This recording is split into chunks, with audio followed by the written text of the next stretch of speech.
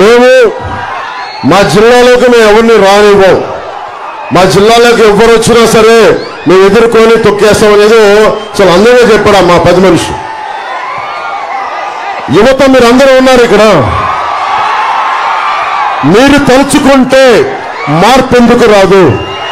సలసల సలసల కాగే రక్తం మీది. గొలుసులు తెంచుకునే కండ బలం ఉంది. మరి గుండె బలం ఎందుకు లేదు మీకు? గుండె బలం ఉందా లేదా మీకు? గుండె బలం ఉందా లేదా? పెద్దిరెడ్డి రామచంద్రారెడ్డి గారిని, నితిన్ రెడ్డిని కొట్టే గుండె బలం ఉందా లేదా? ఉందా లేదా? ఉందా లేదా?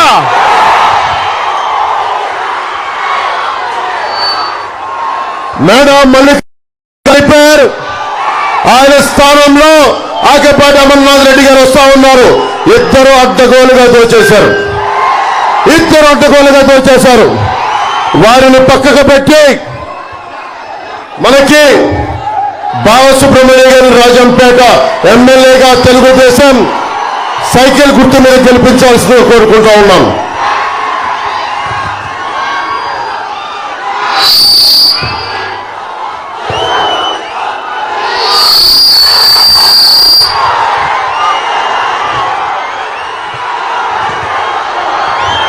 రాజంపేట అలాగే నాకు జెండా కింద నుంచి చుట్టేసే, జెండా చిన్న చుట్టే చెప్తున్న మాట చుట్టే.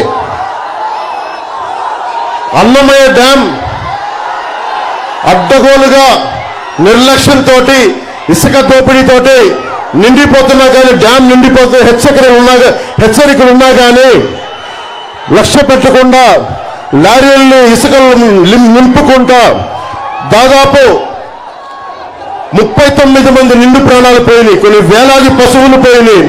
9 గ్రామాలు సర్వంగా మునిగిపోయినాయి. ఈ డ్యామ్ తెగిపోతుందని ముందుగానే హెచ్చరికలు ఉన్నా ఇసుక తవ్వకాలు లారీలను బయటికి తెచ్చుకునేందుకు కాలయాపన చేస్తా ఉన్నారు.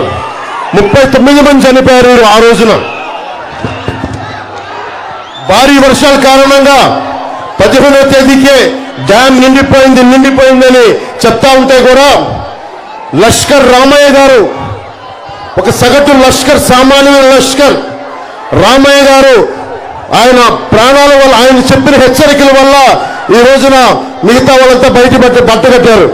కానీ రాష్ట్ర ముఖ్యమంత్రి పేదలంటే ప్రేమ, ఎస్సీలంటే ప్రేమ, నాకు అన్ని కులాలంటే ప్రేమ అని చెప్పేవాడు అందరినీ గాలికి వదిలేశాడు. లష్కర్ రామయ్య గారు చేసిన దానికి నేను గుర్తించి, ప్రాణాలను కాపాడినందుకు గుర్తించి ఆయనకి 2 లక్షల రూపాయలు జనసేన పార్టీ తరఫున నేను ఆయనకి ఇచ్చి ఆయనకి శాలువా కప్పి సత్కారం చేశాను.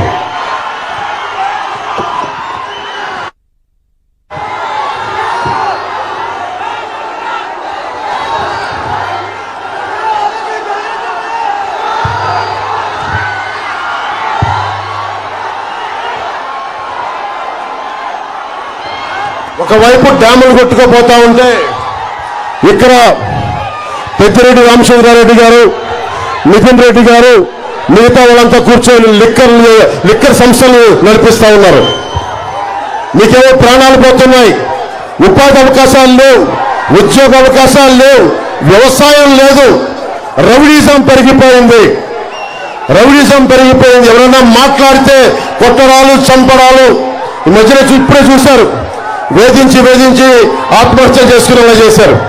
ఇది మారాలి అంటే టీడీపీ, భారతీయ జనతా పార్టీ, జనసేన కూటమి ప్రభుత్వం రావాలి. అదొక్కటే మార్గం. దీనికి దాదాపు 3 దగ్గర సంపద ఉండిపోయింది ఈ నేలలో. పెద్దిరెడ్డి రామచంద్రారెడ్డి గారు, వారి అబ్బాయి, వారి తమ్ముడి దగ్గర ఉండిపోయింది మొత్తం సంపద అంతా. మీరేమో ఉపాధి అవకాశాలు లేక రోడ్ల మీదకి వచ్చి తిరుగుతూ ఉన్నారు. మీ కష్టాలతోటి మీరు కడుపు పట్టుకొని ఎక్కడో విదేశాలకు, లేదంటే ఎక్కడో గల్ఫ్, ఎడారి ప్రాంతంలో గల్ఫ్లకి పోతా ఉన్నారు. ఐటీ పరిశ్రమల్లో ఉన్న అమర్ రాజా బ్యాటరీని తరిమేశారు. ఉపాధి అవకాశాలు కల్పించే అమర్ రాజా బ్యాటరీని తరిమేశారు. ఇక్కడి నుంచి తిరిగి పరిశ్రమలు తెచ్చుకోవాల్సిన అవసరం ఉంది. అలాగే ఉద్యాన పంటలకి మనం కాపాడుకోవాల్సిన అవసరం ఉంది. కోల్డ్ స్టోరేజ్లు కావాల్సిన అవసరం ఉంది. ఇవన్నీ కావాలి అంటే మనకి కూటమి ప్రభుత్వం రావాలి.